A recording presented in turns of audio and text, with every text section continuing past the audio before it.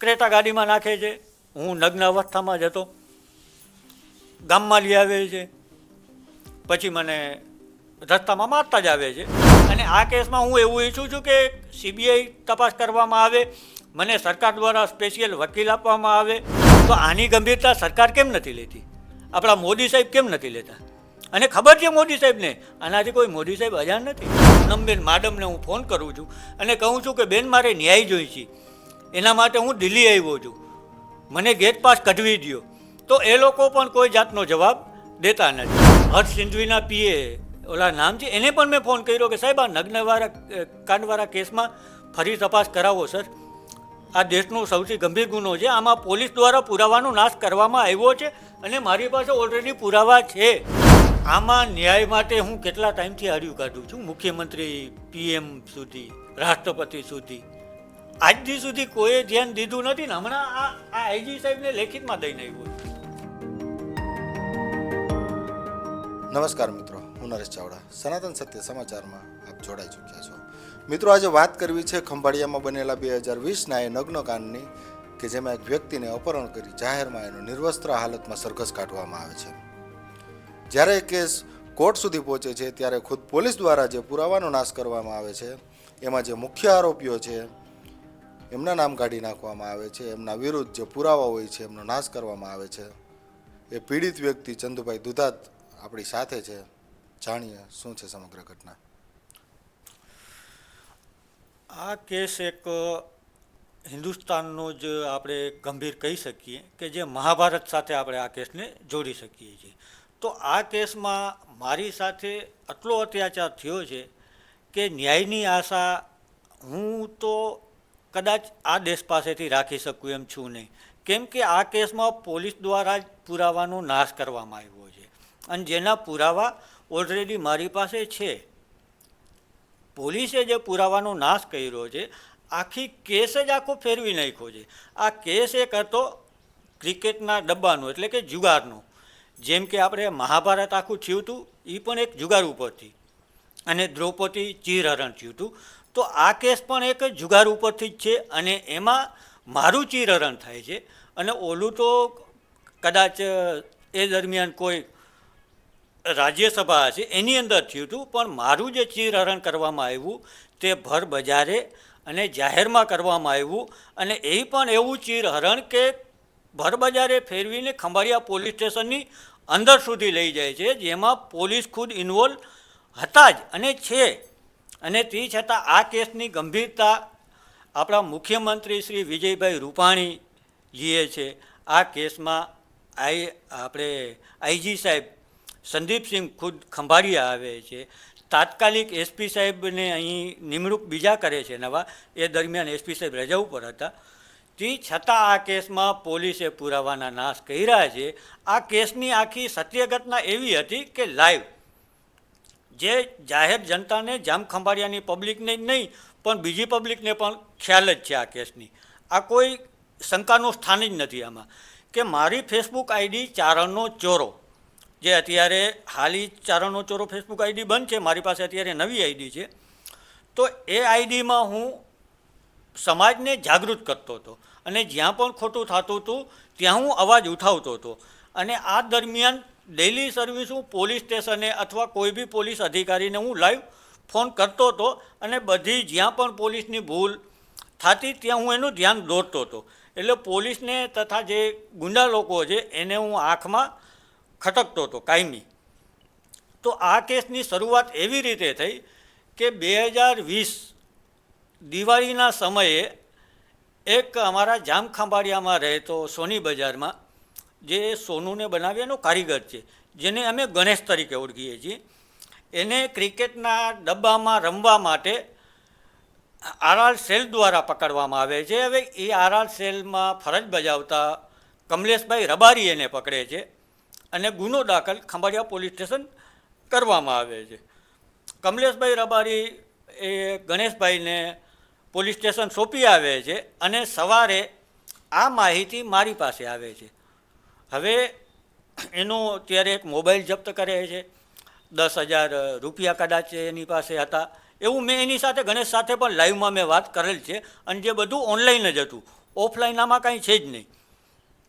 તો એ કેસમાં જ્યારે હું ખંભાળિયા પોલીસ સ્ટેશન ફોન કરીને પૂછું છું કે ભાઈ ગણેશ અત્યારે જે ક્રિકેટના ડબ્બાનું ગ્રાહક છે તે અત્યારે લોકઅપમાં છે કે નહીં, તો પોલીસ દ્વારા મને એ દરમિયાન એવું જવાબ આપવામાં આવે છે કે એને તો ભાઈ રાતે જ મૂકી દીધો છે. એટલે હું પોલીસને સવાલ કરું છું કે સાહેબ 24 કલાકનો નિયમ છે તો કેમ એને મૂકી દેવામાં આવે છે, અને એને મૂકી દીધો તો એ જે ક્રિકેટના ડબ્બામાં રમતો હતો તો એ મુખ્ય આરોપી આમાં પકડાણા છે કે નહીં. એટલે પોલીસ એમાં જવાબ વ્યવસ્થિત આપી શકતી નથી. અને કમલેશભાઈને ત્યારે હાલમાં પીઆઈ GR ગઢવી હતા ખંભાળિયા પોલીસ સ્ટેશનના ઇન્ચાર્જ. તો હું GR ગઢવી સાહેબને ફોન કરીને પૂછું છું કે સાહેબ આમાં મુખ્ય આરોપીઓ પકડાણા છે કે નહીં. એટલે GR ગઢવી સાહેબ એવો જવાબ આપે છે કે ભાઈ અમે તપાસ RR સેલને સોંપી દીધી છે પાછી.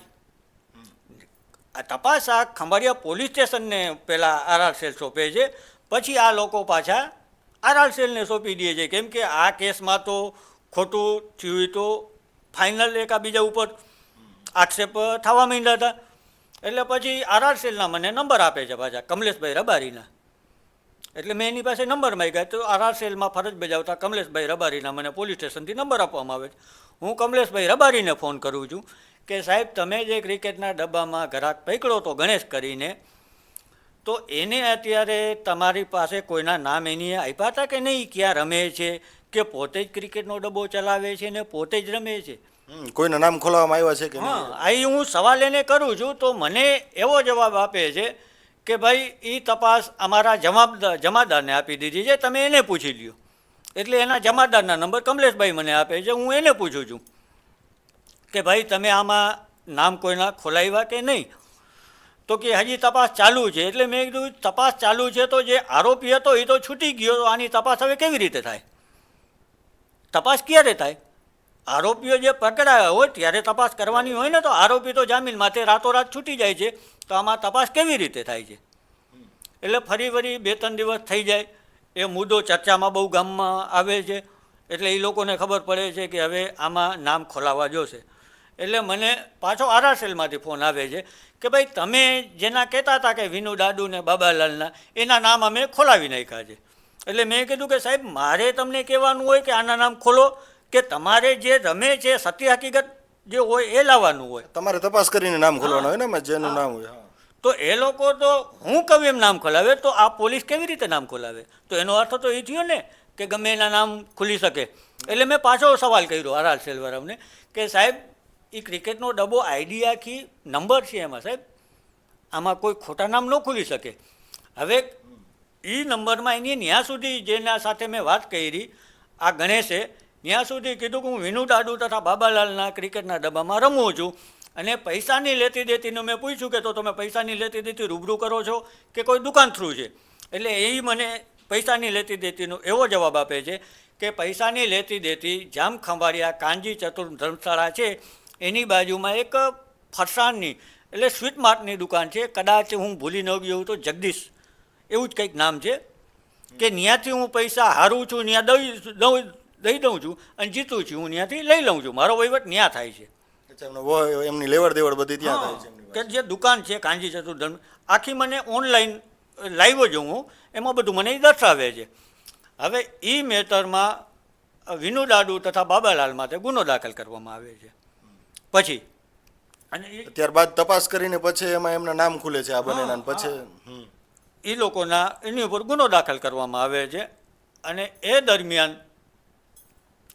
આ ફરજ બજાવતા ડી સ્ટાફમાં ખંભાળિયા પોલીસ સ્ટેશનમાં ફરજ બજાવતા યોગેન્દ્રસિંહ રાઠોડ એને તથા બાબાલાલને ને વિનુ દાદુને જે પણ પ્રશ્નો હોય તે એ મને કાંઈ ખ્યાલ નથી, પણ જ્યારે આ વિનુ દાદુને બાબાલાલ જામીન ઉપર છૂટે છે પછી થોડાક જ દિવસમાં આ જે ભારા જોધા ભોજાણી છે એને એ યોગેન્દ્રસિંહ રાઠોડને લાંચ રિશ્વતમાં પકડાવે છે 15,000ની લાંચમાં. તો એ પણ મેટર ક્રિકેટના ડબ્બાની. એ લોકોને આંતરિક વિવાદ કોઈ જાતનો થયો એવું લાગે નહીં, એ લોકોનો આંતરિક વિવાદ પોલીસને નશે. આ ભારા જોધા ભોજાણીને ને ક્રિકેટના ડબ્બાને તો લેવા દેવા જ નહીં, આ તો એનો માણસ છે ને. ક્રિકેટનો ડબ્બો તો ઓલાવનો છે. અચ્છા. તો ફરિયાદી એમાં અત્યારે કેસ એ ચાલુ હશે અથવા તો કોર્ટમાં જ છે. આ કોઈ મારા આક્ષેપ નથી, આ ઓન પેપર સાબિતી છે. તો એમાં ફરિયાદી ભારા જોધા છે કે ભારા જોધાને ક્રિકેટના ડબ્બાને શું લેવા દેવા, અને આ યોગેન્દ્રસિંહ રાઠોડ ઉપર ગુનો દાખલ કરાવે છે. અને એ દરમિયાન પછી મારી પાસે ભારા જોધા ભોજાણી આવે છે કે હું આ બાબતે લાઈવ ડેલી સર્વિસ ચર્ચા કરતો અને આ બાબતે વિનુ દાદુને તથા બાબાલાલને અને પોલીસને તકલીફ પડતી કે જુઓ આ તમારા પારેલા આજે તમને હવે કરડવા માટે દોડે છે. એટલે ભારા જોધા ભોજાણી મારી પાસે, તારીખ તો હું કહી ન શકું અત્યારે કેમ કે સમય ઝાઝો થઈ ગયો એટલે યાદ નથી, સાંજના સમયે 5 થી 5:30ની વચ્ચે જ્યાં મારી બેઠક છે જામખંભાળિયામાં મણિભાઈ ચાવાળાની હોટલે, ત્યાં આવે છે અને મને ગલીમાં બોલાવે છે કે તું ગલીમાં આવ, તારું કામ છે. એટલે હું એની પાસે ગલીમાં જાઉં છું. એટલે મને કહે છે કે ભાઈ આ વિનુ દાદુનું, બાબાલાલનું, ક્રિકેટના ડબ્બાનું જો તું લાઈવ કરશ એ બધું બંધ કરી દે, નહીંતર તું અમને ઓળખત ને, એવી મને ધમકી મારે છે. અને ભારા જોધા ભોજાણી એ દરમિયાન એના ફોનમાંથી બાબાલાલ સાથે મને વાત કરાવે છે કે ચંદુને હું સમજાવી દઉં છું, તમે કોઈ જાતની ચિંતા કરશો નહીં. અને બાબાલાલ સાથે હું ફોનમાં, ભારાના ફોનમાંથી હું વાત પણ કરું છું. અને એ બધું મેં પોલીસ સ્ટેશન દર્શાવ્યું હતું કે આવી રીતે. એટલે પછી ત્યાંથી ચા પાણી પીને ભારો વયો જાય છે, હું પણ ત્યાં પાછો બેસી જાઉં છું. હવે એ મુદ્દોને પાછા 2-4 દી થઈ ગયા એટલે કિરીટ જોધા ભોજાણી લાઈવમાં, મારું લાઈવ જ્યારે ચારાના ચોરા ફેસબુકમાં લાઈવ ચાલુ હતું ત્યારે કિરીટ જોધા ભોજાણી ગાળ લખે છે. એ પણ મને એવી અભદ્ર ગાળ લખે છે જેનો સ્ક્રીનશોટ મારી પાસે છે. એ ચર્ચાનો વિષય ગામમાં ખૂબ રહ્યો હતો. એટલે આ મુદ્દો ગામમાં ફૂલ ગંભીર થતો જાય છે દિવસે ને દિવસે. પછી એ લોકો એવું ષડયંત્ર બનાવે છે, અને એ ષડયંત્ર બને છે ક્યાં, ધનાભાઈ જોધાભાઈ ભોજાણી છે એના વેવાઈ દલુભાઈ ગગુભાઈ લુણાની વાડીએ ત્યાં દારૂની પાર્ટી રાખે છે, ત્યાં મચ્છી બનાવે છે. અને PIGR ગઢવીને એ લોકો રજા માથે ઉતરી દેવા માટે કહે છે. હવે એ વાતના સમાચાર મને થાય છે કે મારી માથે હુમલો થવાનો છે, એના સમાચાર વાયા મારી પાસે પહોંચે છે. એટલે હું સીધો જામખંભાળિયા LCBમાં ફરજ બજાવતા મસરીભાઈ ભારવાડિયા છે એને હું ફોન કરું છું અને આ વાતની જાણકારી હું આપું છું. સાંજના 7 થી 7:30 એને ફોન કરું છું ત્યારે મારી સાથે લાઈવમાં જોડાયેલા 2,500 થી 3,000 લોકો હતા. અને મસરીભાઈને હું કહું છું કે મસરીભાઈ આ ક્રિકેટના ડબ્બાવાળા મારી માથે હુમલો કરવા સુધીની તૈયારી કરી લીધી છે, તો તમારી પોલીસ શું કરે છે?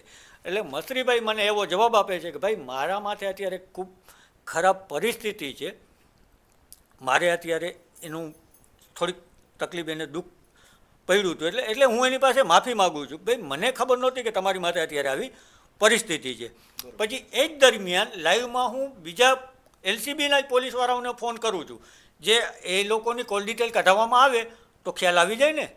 અત્યારે મને એનું નામ યાદ નથી કેમ કે સમય બહુ ઝાઝો થઈ ગયો, પણ આનું નામ યાદ રહી ગયું. અચ્છા, તમે આગલા દિવસે જાણ કરી દો છો કે આ બનાવ મારા ઉપર બનવાનો છે કોઈ પણ જાતનો? હા, 30/11/2020ના રોજ આગલા દિવસે હું જાણ કરી દઉં છું. અને બીજા પણ LCBના એ જ દિવસે એ જ લાઈવમાં હું ફોન કરું છું. મસરીભાઈ સાથે મારી આ વાતની ચર્ચા થાય છે કે મારી માથે હુમલો થવાનો છે. એટલે મને કહે છે કે ભાઈ મારી પરિસ્થિતિ અત્યારે આવી છે, એટલે તું બીજા કોઈને ફોન કર. એટલે બીજા અધિકારીને હું LCBમાં જ ફોન કરું છું.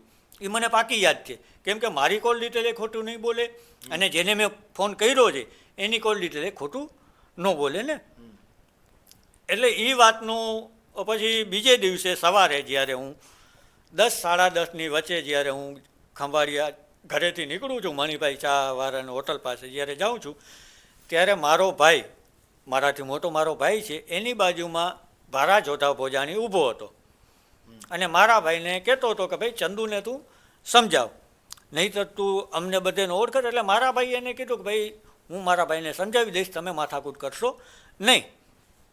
એટલે હું તો પણ તમે આમાં જે આગલા દિવસે જાણ કરી તમે LCBમાં, તો ત્યારબાદ એ લોકોએ કોઈ જાતની કાર્યવાહી કરી કે તમારો સંપર્ક કર્યો કે તમને કોઈ જાતનું પ્રોટેક્શન મળ્યું ખરી એવું કંઈ? નહીં કોઈ જાતનું પ્રોટેક્શન નહીં, કાંઈ કાર્યવાહી નહીં. ત્યાં સુધીનું નગ્નકાંડ પોલીસ સ્ટેશન સુધી પહોંચી ગયું, ત્યાં સુધી પોલીસ જ કોઈ નહોતી ખંભાળિયામાં. આખું પ્લાનિંગ મુજબનું આ હતું. અચ્છા, હા. તો પછી તમે અહીંયા ઊભા હતા, શું વાત થઈ ત્યારે પછી? એટલે એ મારા ભાઈ સાથે વાત કરતો હતો, એટલે મારા ભાઈએ કીધું કે અમે ચંદુને સમજાવી દઈશું, તું માથાકૂટ કરતો નહીં. કેમ કે એ લોકો તો ગામમાં નામચીન જ છે, માથાભારે જ છે, આખું ગામ ઓળખે છે. એટલે મારા ભાઈને ત્યાં ફોન આવ્યો, એટલે મારા ભાઈની હોન્ડા સામે પડી હતી, એટલે એ સીધો ફોન માથે ચાલુ ગાડીએ ફોન ચાલુ હતો અને હોન્ડા માથે વિયો જાય છે.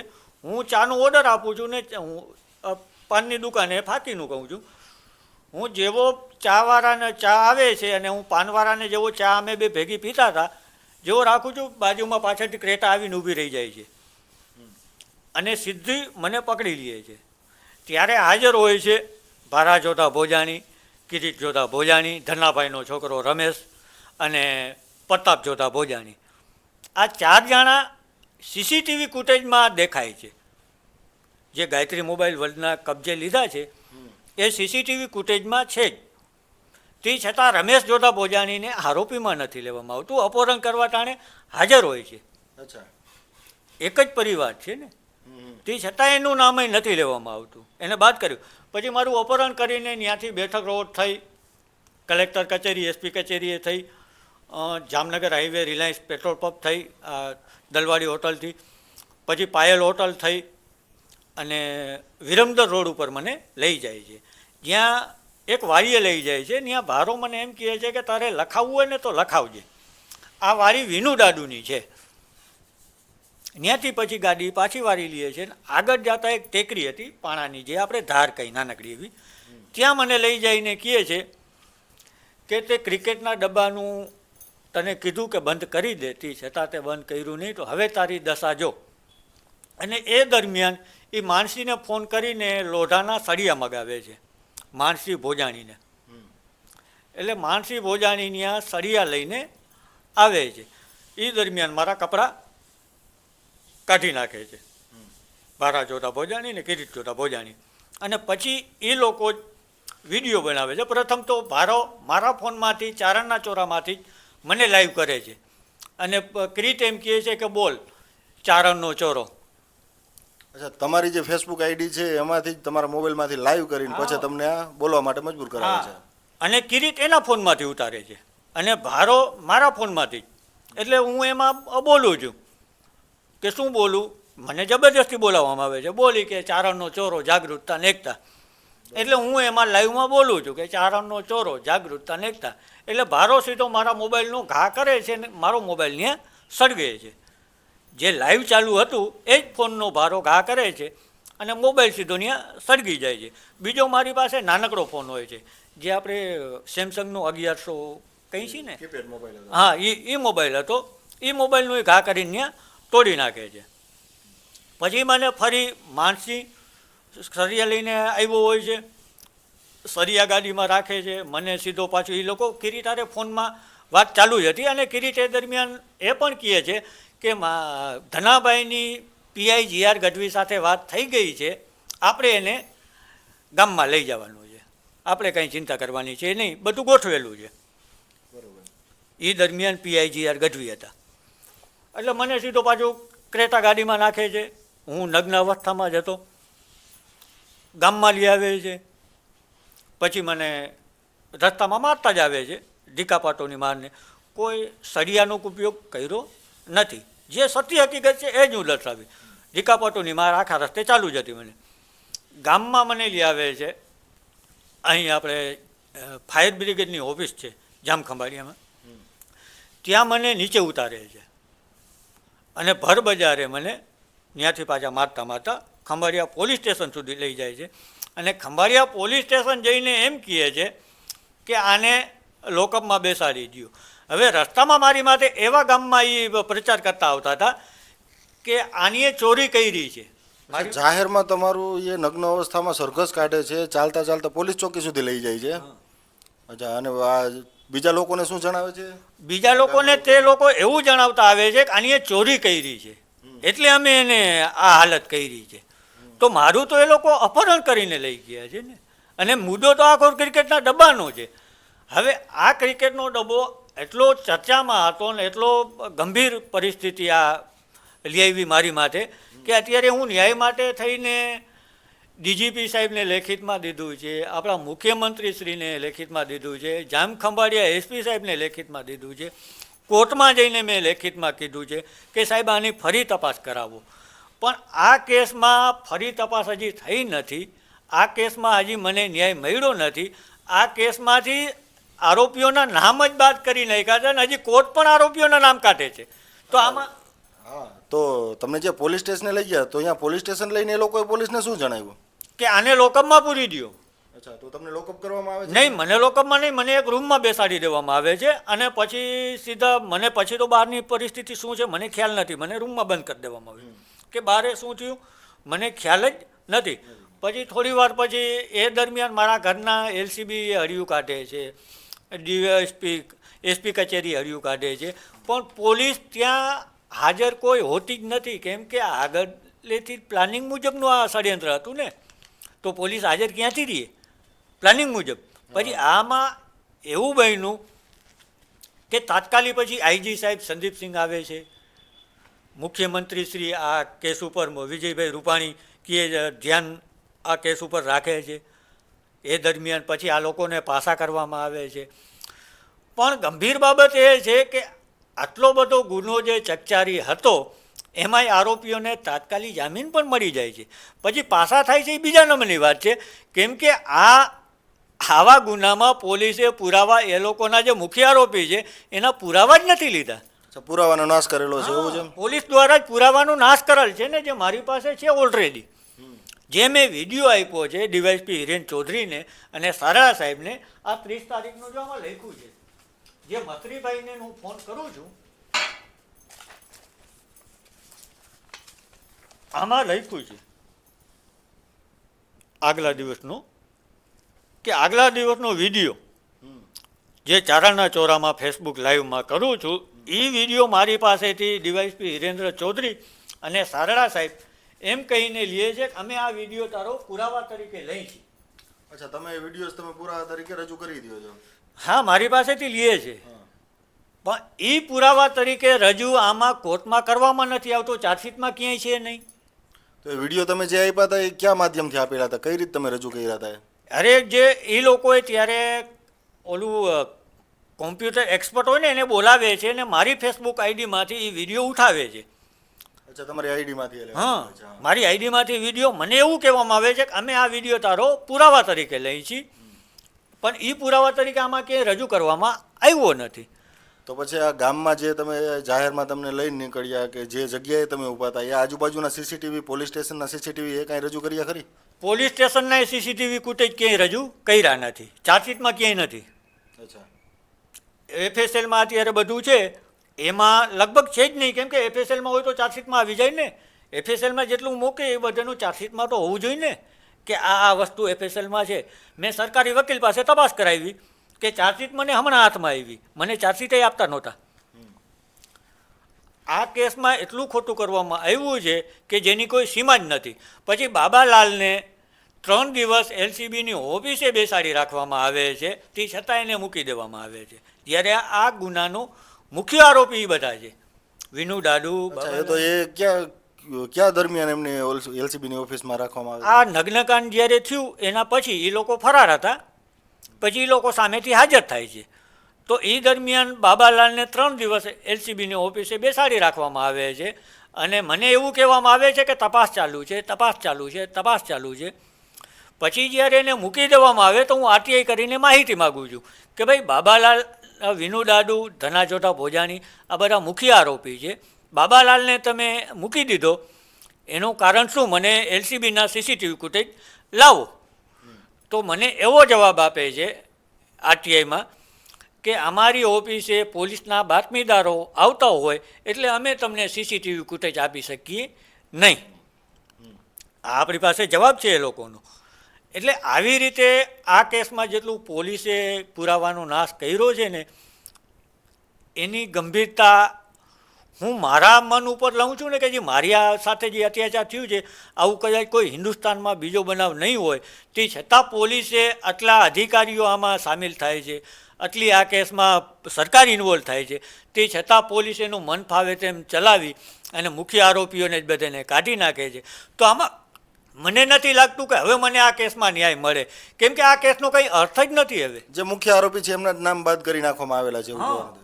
જે મુખ્ય છે એ લોકોને જ આ કેસમાં લેવામાં નથી આવ્યા, તો આ લોકો તો એના માણસો છે, તો હું ન્યાયની આશા કોની પાસેથી રાખું?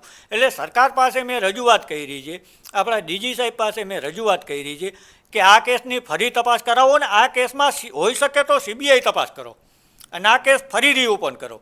આ કેસમાં જે પુરાવાનો નાશ થયો છે, આ કેસમાં જેટલું છુપાવવામાં આવ્યું છે, આ કેસમાં જે લોકોના નામ બાદ કરવામાં આવ્યા છે એ બધું આમાં ફરી સામેલ કરો અને મને ન્યાય અપાવો. જો તમે આ કેસમાં ન્યાય ન અપાવી શકો તો મેં ત્યાં સુધી કીધું છે કે હું ગાંધીનગર, જ્યાંથી આપણા મુખ્યમંત્રી શ્રી બેસે છે ને આપણી ગુજરાત સરકાર ચાલે છે, ત્યાં આવીને હું આંદોલન ઉપર બેસવાનો છું.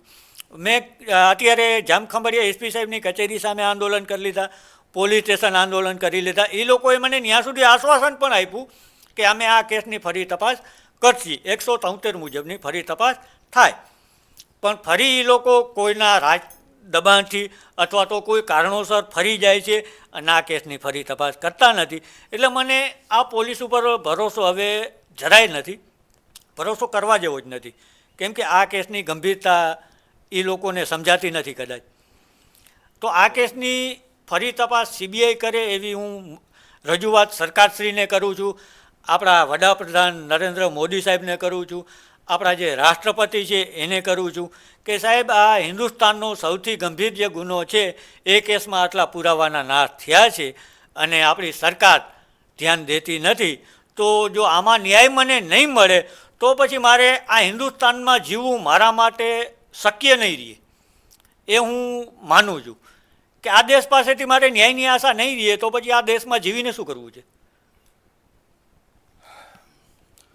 તો મિત્રો, ઘણી બધી તકલીફો છે. ચંદુભાઈએ ઘણી જગ્યાએ અરજીઓ કરેલી છે, ઘણી જગ્યાએ રજૂઆતો કરેલી છે કે આ કેસની અંદર જે મુખ્ય આરોપીઓ છે, જેમને આ આખું ષડયંત્ર રચ્યું હતું, એ લોકોના જ નામ બાદ કરી નાખવામાં આવે છે, એ લોકોના નામ કાઢી નાખવામાં આવે છે એવું ચંદુભાઈનું કહેવું છે. એમની પાસે ઘણા બધા પુરાવા છે, એમની પાસે ઘણા બધા વિડીયોઝ છે અને વધુમાં જે સીસીટીવી ફૂટેજ છે, જે ચંદુભાઈ કહી રહ્યા છે કે પોલીસ સ્ટેશનના સીસીટીવી ફૂટેજ રજૂ કરવામાં નથી આવેલા, જે સ્થળે અપહરણ થયું હતું એ સીસીટીવી ફૂટેજ હજી હાલ રજૂ કરવામાં નથી આવેલા અને જે એમાં બીજા વ્યક્તિઓ અપહરણ કરવામાં વધારે હતા એ લોકોના પણ એમાં નામ નથી એમાં ઉમેરવામાં આવેલા. જી, આ કોલ ડિટેલ દરેક ગુનામાં જેટલા આરોપીઓ હોય તમામની કોલ ડિટેલ કઢાવવામાં આવે, પણ આમાં કોલ ડિટેલ ધનાજોતા ભોજાણીની નથી, વિનુ દાદુની નથી, પીઆઈ જીઆર ગઢવીની નથી, બાબાલાલની નથી. આ ચાર્જશીટ છે, આમાં કોલ ડિટેલ ક્યાંય નથી. તો આ કેસનું અર્થ શું? જે મુખ્ય આરોપી છે એમના ઉપર હા, એનો કોઈ જાતનો પુરાવો જ આમાં લેવામાં નથી આવ્યો, તો આ કેસનો હવે અર્થ શું રહ્યો? આ હું નથી કહેતો, આ સાબિત કહે છે, આ પોલીસની જ કામગીરી કહે છે.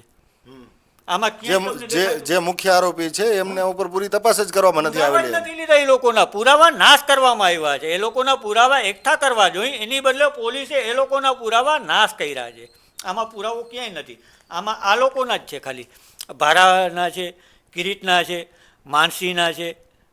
મુખ્ય આરોપીઓને છાવરવામાં આવ્યા, પુરાવા જ નથી આમાં. તો આ કેસનો અર્થ શું રહ્યો? આ કેસ તો ક્રિકેટના ડબ્બા ઉપર છે, તો જો મુખ્ય આરોપી ક્રિકેટના ડબ્બાવાળા જ નીકળી ગયા તો આ કેસને મારે હવે આ કેસમાં ન્યાય હું ક્યાંથી મેળવું? આમાં મને ન્યાય કેવી રીતે મળે? તો મિત્રો, ચંદુભાઈનું કહેવાનું એમ થાય છે કે જે બાબત, જે વિષય પર જે નગ્નકાંડ થયું, જ્યાંથી શરૂઆત થઈ, જે ક્રિકેટના ડબ્બા ઉપર જે આખી જે વાત ચાલતી હતી, જે એમના મુખ્ય આરોપીઓ હતા એ લોકોના જ નામ બાદ કરી નાખવામાં આવ્યા છે, માત્ર એમના સાગરીતોના નામ રાખવામાં આવ્યા છે. અને જે લોકો ઉપર ચંદુભાઈ જે કહી રહ્યા છે, જેમના નામ, જે આ લોકો ભારાભાઈ છે, ત્યારબાદ કિરીટભાઈ છે, માનસીભાઈ છે, કાનાભાઈ છે, એ તો ખાલી આ લોકોના માણસો છે. મુખ્ય આરોપીઓ તો બધા ઓલા છે. મુખ્ય આરોપીમાં આપણે બાબાલાલ, બાબાલાલ છે, વિનુ દાદુ છે, ધના જોધા ભોજાણી છે, આ 3 મુખ્ય આરોપી છે. તો મુખ્ય આરોપીઓના નામ તો બાદ જ કરી દેવામાં આવ્યા છે, એમના ઉપર કોઈ જાતની તપાસ કરવામાં નથી આવી રહેલી અને કોર્ટ પણ એવું કહે છે. જે કોર્ટમાં તમને શું એ જાણવા મળ્યું છે? કોર્ટમાં મેં કીધું આ કેસની ફરી તપાસ મારે કરાવવાની છે, તો જજે મને એમ કે હવે અમે ન કરીએ. તો હવે મારે આ કેસની ફરી તપાસ ક્યાં જવું? જવું ક્યાં મારે? હું કોર્ટમાં હરિયું કાઢું છું, ગુજરાત સરકાર પાસે હરિયું કાઢું છું, દિલ્હી છે જઈ આવ્યો આપણા PM નરેન્દ્ર મોદી પાસે કે સાહેબ તમે આમાં કંઈક કરો. એનું પણ બધાને જગજાહેર ખબર છે. એ દરમિયાન હું આપણા રાજકારણીઓને મને ત્યાંનું સંસદ ભવનનું એમ કહે છે કે ભાઈ ગેટ પાસ તારે જોઈ. એટલે હું આપણા જે સંસદ ભવનના આપણા પૂનમબેન માડમને હું ફોન કરું છું અને કહું છું કે બેન મારે ન્યાય જોઈ છે, એના માટે હું દિલ્હી આવ્યો છું, મને ગેટ પાસ કઢવી દો. તો એ લોકો પણ કોઈ જાતનો જવાબ દેતા નથી. અચ્છા, તમારે એમની સાથે વાત થઈ ન થઈ? હા, એના જે PA છે એની સાથે કેટલી વાર વાત કરી તો એ મને કહે અમે આમાં કાંઈ ન કરી શકીએ, તમે કોર્ટમાં જાઓ. અચ્છા, તો હવે ન્યાય મેળવવા માટે આપણી સરકાર પાસે આપણા જે રાજકારણીઓ છે, મુરુભાઈ બેરાને પણ મેં કીધું, એને પણ મેં વાત કરી. એને આ વાતની આખા ગુજરાતમાં જગ જાહેર છે કે બધે પાસે હમણાં મેં ફોન કર્યો તો આપણા હર્ષ સિંધવીના PA ઓલા નામ છે એને પણ મેં ફોન કર્યો કે સાહેબ આ નગ્નવાળા કાંડવાળા કેસમાં ફરી તપાસ કરાવો સર. આ દેશનો સૌથી ગંભીર ગુનો છે, આમાં પોલીસ દ્વારા પુરાવાનો નાશ કરવામાં આવ્યો છે અને મારી પાસે ઓલરેડી પુરાવા છે, હું આક્ષેપ નથી કરતો. તે છતાં આમાં કોઈ ધ્યાન દેતું નથી. તો મારે હવે આ હિન્દુસ્તાન સરકાર પાસે, ગુજરાત સરકાર પાસે ન્યાયની આશા રાખવાની રહેશે કે નહીં? મારે હવે આ ખાલી એટલું જાણવું છે. જો અહીંથી મને ન્યાય ન મળે તો પછી મારે અહીં જીવવું મારા માટે અશક્ય છે. પછી અહીંયા જીવવાનું કોઈ અર્થ જ નથી રહેતું ને આપણા દેશમાં.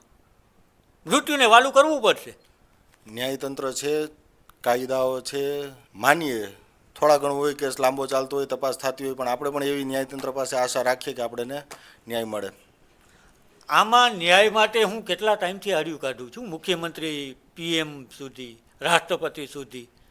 આજ દી સુધી કોઈએ ધ્યાન દીધું નથી ને હમણાં આ IG સાહેબને લેખિતમાં દઈને આવ્યો છું. હમણાં આ વાંચી લ્યો.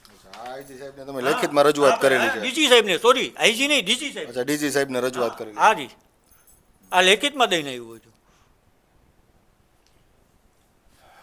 આપણા DG સાહેબને અત્યારે લેખિતમાં હું દઈને આવ્યો છું, ગાંધીનગર રૂબરૂ જઈને. આ એનો સિક્કો મારેલો છે, આ સિક્કો એનો. તો હજી કોઈ પણ જાતની કાંઈ પણ મને ક્યાંયથી નથી ફોન આવ્યો, નથી મને બોલાવવામાં આવ્યો. તો આ કેસની ફરી તપાસ થશે કે નહીં? અને આ કેસમાં જો ફરી તપાસ નથી કરતા તો સરકાર મને એનું કારણ દર્શાવે. અને આ કેસમાં જો ફરી તપાસ કરશે અને આ કેસમાં જો મને ન્યાય અપાવશે તો હું સરકારનો આભાર માનીશ કે ચાલો આપણા દેશની સરકાર હજી છે. પણ મને આજ દી સુધી તો ન્યાય હજી મળ્યો નથી. અને આ કેસમાં હું એવું ઈચ્છું છું કે CBI તપાસ કરવામાં આવે, મને સરકાર દ્વારા સ્પેશિયલ વકીલ આપવામાં આવે, જે અમુક કેસમાં દીધું છે. જેમ કે નિર્ભયા કેસ હતું દિલ્હીમાં, ચકચારી. તો આ મુદ્દો તો હું એનાથી પણ ગંભીર હું મારી પ્રત્યે સમજું છું કે એનો તો કોઈ બસ બાબતે ચાલો ગંભીર મુદ્દો એ હતો. તો આનો અર્થ તો એ થયો કે પબ્લિક જ્યારે અવાજ ઉઠાવે તો જ કાર્યવાહી કરવાની, બાકી શાંતિથી જે પણ હોય ભીનું શકેલી લ્યું, એવું થયું ને. તો આની ગંભીરતા સરકાર કેમ નથી લેતી? આપણા મોદી સાહેબ કેમ નથી લેતા? અને ખબર છે મોદી સાહેબને આનાથી કોઈ મોદી સાહેબ અજાણ નથી. જો અજાણ હોય ને તો ખબર હોય કે ભાઈ આ ચાલો એને ખ્યાલ નથી. એને ખબર છે કે હું દિલ્હી આ ન્યાય માટે હરિયું કાઢી આવ્યો છું, 3 ફેરે ગયો છું, તો ત્યાં પણ મને મળતા નથી. તો હવે આમાં મારે જવું ક્યાં ન્યાય મેળવવા માટે? સવાલ મારો એ છે. મિત્રો, ઘણી બધી તકલીફો છે. પોલીસ પુરાવાના નાશ કરે છે, મુખ્ય આરોપીઓ છે એમના નામ બાદ કરી દેવામાં આવે છે, પૂરતી તપાસ નથી થઈ રહી એવું ચંદુભાઈનું કહેવાનું આવે છે. ફરી તપાસની માંગ કરી રહ્યા છે. આમાં CBIની તપાસ થાય જેથી કરીને ચંદુભાઈને ન્યાય મળે. આપનું શું માનવું છે આ સમગ્ર ઘટના પર? કોમેન્ટ બોક્સમાં જરૂર જણાવજો. જય સનાતન, જય હિન્દ.